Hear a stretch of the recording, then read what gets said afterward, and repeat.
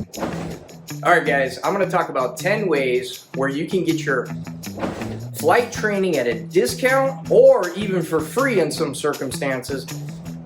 I'm going to be sharing 23 years of my aviation experience from flying helicopters in the military and going to federal jobs and then moving to a major airline, a couple major airlines, and becoming an airline transport pilot. Please stick around for the very last one, and this is going to be the key to everybody because it affects every single person that's in the aviation industry. All right, over 23 years, I had tons of trial and error experience in this aviation business to figure out which path I was going to go.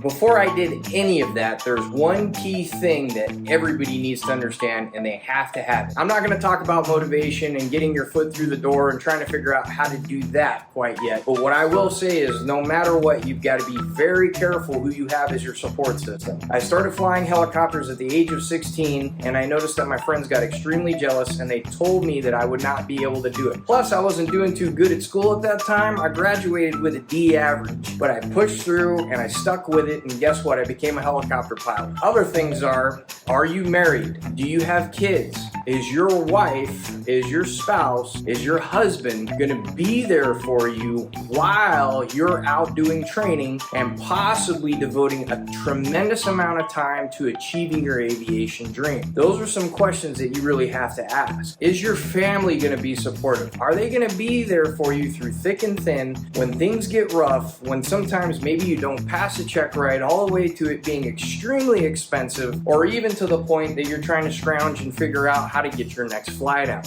My mother and my father weren't exactly too thrilled that I joined the Army after getting my helicopter pilot licenses. That's a completely different story in itself. But the purpose of why I start this off and I talk about this is because you've got to have a support system. You've got to drop all the negativity around you, and you've got to make sure you have people who are in your corner rooting for you and supporting you. Like, I'm very lucky with my wife who supported me doing tons of aviation training on the side while also having a full-time job in the federal government. Or you're gonna have to dig deep, rely on yourself, and develop some extremely positive self-talk that will be able to push you through when anybody else is trying to get in your way.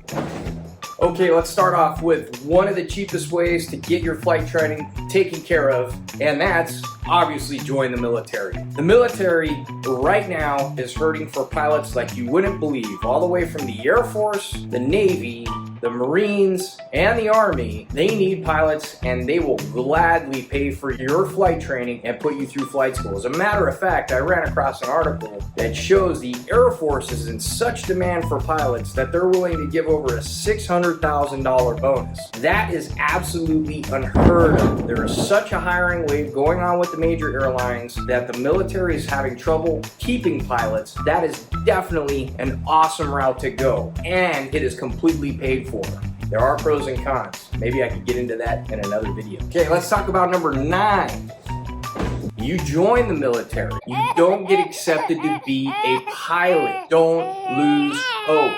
Don't lose faith. You will have access to the VA benefits, whether it's the 9/11 GI Bill. I am not sure what they call it, the post 9/11 GI Bill now. I took advantage of that system even though I went through Army flight school, and I got many of my ratings paid for and covered while I was transitioning into airplanes 100% free. So I know a tremendous amount of pilots that I have flown with in major airlines that were in the military and were not pilots, and they used the VA benefit system to get their airplane licenses so that they are achieving their dream today. 10,000% possible. I'm going to leave links in the description so that you know how to get started.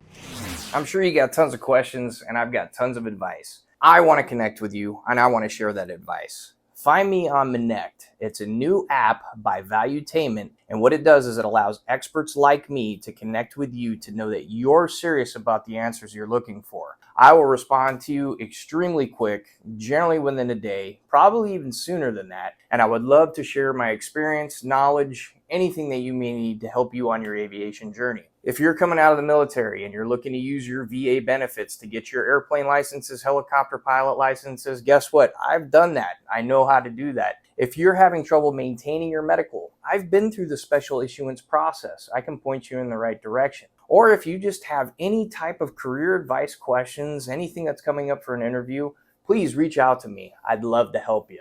Find me on Connect. It's John Hantzis, JOHNHANTZIS.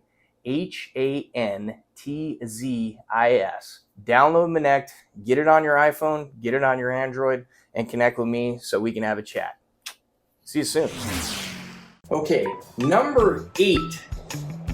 This is an amazing resource where I went on Google and I just went straight to the FAA.gov website, and I found a list of many organizations that are giving scholarships for aviation. One of these is very, very prominent. It's the Aircraft Owners and Pilots Association, where you can submit an application and they could possibly pay for your flight training 100% free. All you have to do is apply and figure out exactly what their requirements are. There are other organizations such as Women in Aviation International. They supply hundreds of scholarships every year to people who are trying to become pilots, and I implore you to do some research and get there and check it out. My personal favorite, if you're a veteran out there, is RTAG, and that's the Veteran to Aviation Charity. There are scholarships for veterans out the wazoo with this organization. RTAG also has a national event every year where every single major airline and other companies that are involved with the airline industry and or other aspects of general aviation, for you to be able to figure out how you can proceed forward. It is an excellent organization. Check out their Facebook page, go on their website, get into it. Number 7. Okay, you're kind of buying something here. Buy a plane. This by far is something I wish I did in the beginning, because I could have found a plane, a Cessna 150, and got a certified flight instructor, and I could have paid $29,000 for an aircraft, flew it, used it for all of my ratings, all the way up to CFI, CFII, no problem, and then I could have sold the airplane later and got all my money back. So in essence, all of my flight training would have been completely paid for. I wish I knew about that in the beginning before I started this 23-year journey, because it would have saved me so much time.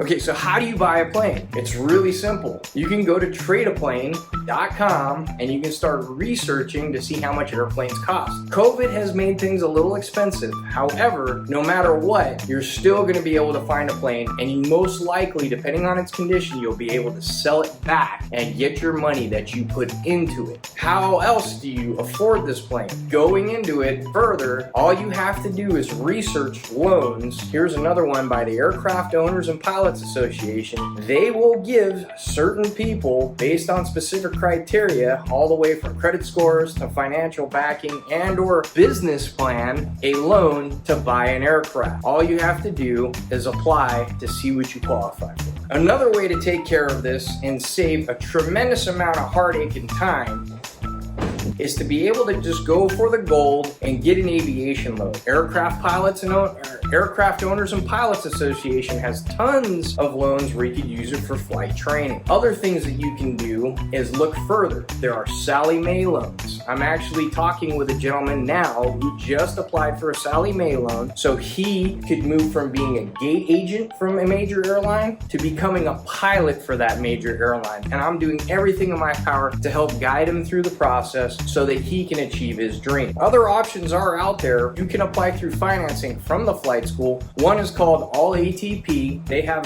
varying reviews on how they work, but I'm going to tell you this, there are tons of guys that I know that have been through their system and have become a pilot extremely fast by the way they have their curriculum set up. It is definitely something to look into. There are options out there. Another way to do this is to apply for a scholarship through tons of colleges out there like Auburn, Embry-Riddle, South Georgia University. There are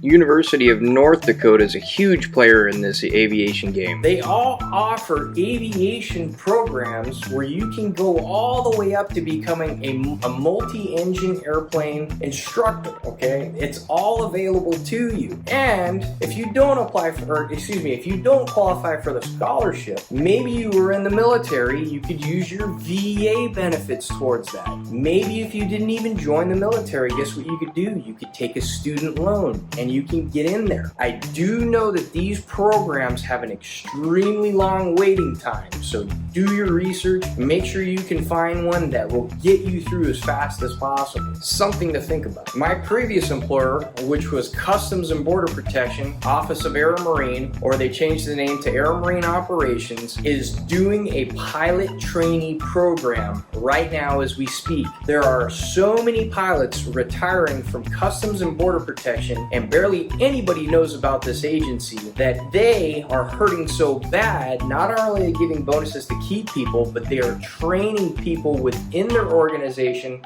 to become helicopter and airplane pilots. You go to Customs and Border Protection, you go to the academy, and you start applying to get into those pilot positions. As soon as you get a pilot position slot, they will train you in many different ways via vendor schools, where I went to training tons of times when I was flying with them, or you will go to a flight school itself where you will get paid to show up to work and get your licenses on Uncle Sam's dime. That is one heck of a way to get through this and save a ton of money. If and when you actually start flight training, you are going to want to do one thing. You are going to want to do everything in your power to chair fly. Now, what is chair flying? I'm going to go over that right here. The reason why you do chair flying is so you can ingrain the process and have your brain already figured out and familiar with where your hand will go at specific times when you hear triggers or key words at specific points in the flight that you are taking. I did this and it saved me I don't know how many flight hours, which costs money, in order to get proficient enough to move on to the next phase or next license that I needed to do for a check ride. Less flight hours, less money, saving money, getting your dream done. If you choose to go the general aviation route, where you are going to show up to an aviation college, or if you're going to show up to a flight-based office that has airplanes and instructors willing to teach you, there is a difference between doing Part 61 and doing Part 141. Both have pros and cons. I'm going to say this: to save money, go to Part 61, because Part 61 is very a la carte. If you can't do specific things that day due to weather, or you don't have enough cloud clearance, or if the aircraft may be broken, you can change and move your syllabus via Part 61 to meet the requirements in order to be endorsed for your private pilot all the way to multi-engine instructor license based on specific needs there. Part 141 is extremely regimented. When I mean extremely regimented, there is a syllabus that starts off with day 1 all the way to the last day, which it could be day 45. Every day has to accomplish a specific task, no matter what, in a specific order for you to be graduated Part 141. I'm going to tell you this right now. In my last 2 major airline interviews, not a single question was asked whether my licenses were Part 141 or Part 61. They hired me because I met the qualifications and I was what they were looking for. Part 61 is by far a cheaper way to go because of the flexibility of it and being able to get things done quickly. Time is not your friend when it comes to getting your pilot licenses as of now. And that brings me to the last one. In order for you to save the most money on your flight training, you've got to start now. And what do I mean by that? Each day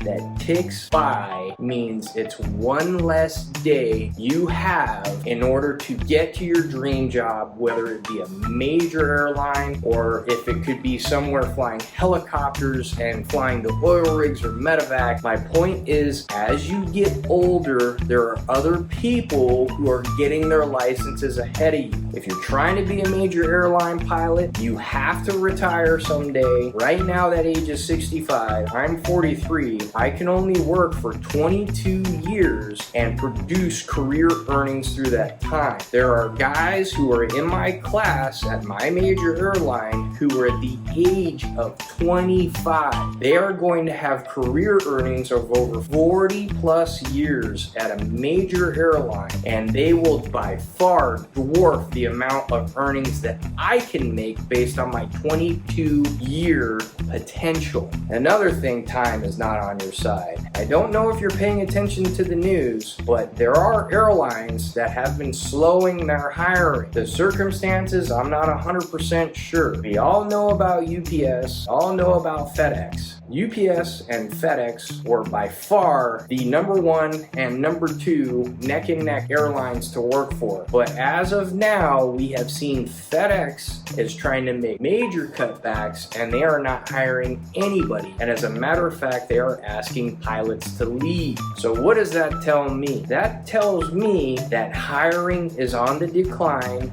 So your window of time, get in there and get a very good, solid, dream major airline job. That window is shrinking drastically each second that ticks by. Another thing that was on the news, I don't know if you saw this, Delta, one of the big three, just reduced how many pilots they're going to hire in 2024. That's going down from their projected 2,000 down to 1,000. So that just made it that much more competitive for somebody to try to get a seat in one of their training classes to have a career at Delta. As all this unfolds, days and time tick by. If you are not getting your butt into a seat in a training aircraft trying to get your airline pilot license, it is going to cost you the most money that you have ever had in your life, because you're going to miss out on the opportunity. Quite frankly, time will never be on your side as a pilot, just because of the retirement ages and everything else that happens in the industry when you have a black swan event like COVID and a lot of pilots getting furloughed, or you have a major airline that everybody wanted to go to, such as FedEx or UPS. Those are all signs that there's only specific windows of time, and that nobody has a crystal ball and will ever be able to predict when those windows are going to open and close. My advice is to get on to training as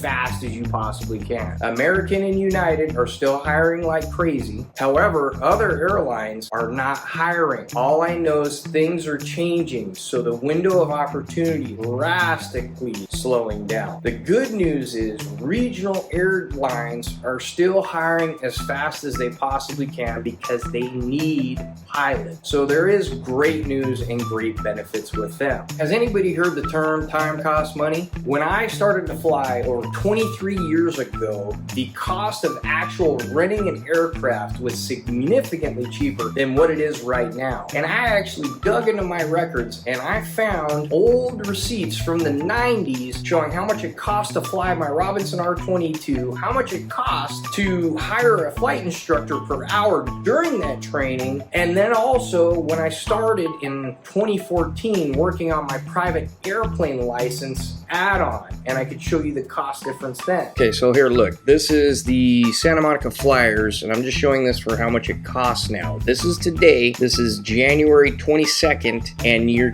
can look at these instructor rates. You get $125 an hour. I was paying $35 an hour back in 2000, so you can see how much it changed. Now let's look at just a Cessna Skyhawk. This is going to be a 172, probably something cool. $195 per hour. I showed you back in 2000 where I was paying $72 an hour, and that was for a high-class aircraft back then. Things are changing. And then all the way to 2014, you can see how I paid $97 an hour. So there was a rough increase of maybe between 15 to 20%. Today, it has more than doubled. So if you look at this, guys, I can guarantee you the longer you wait, the price is going to go up, and no matter what, you're going to be paying more for your flight training than you could ever realize. So you need to think about that. So why did I show you those receipts? If you use common sense, no matter what, from the time this video is being filmed, edited, and put out on YouTube, the cost of everything is going up a percentage at a time. 5 years from now, the price that you see at an aviation school is going to be dramatically much more expensive. Therefore, you are going to lose You're buying power per flight hour in order to get your licenses done as if it was 5 years past. What's my point? Get on it now. Save money, because no matter where you are and what you're trying to learn how to do in aviation, it's going to be more expensive no matter what. Time is not on your side. I hope this was helpful to you and maybe can get you started and you can figure out which direction you're going to go and save you a ton of money and a ton of time getting to your aviation dream. Please give me some comments. If you guys like the video, let me know. If there's some other things that you'd like to see, it would greatly help me. Otherwise, John the Pilot, I will be seeing you guys in the next video. See ya!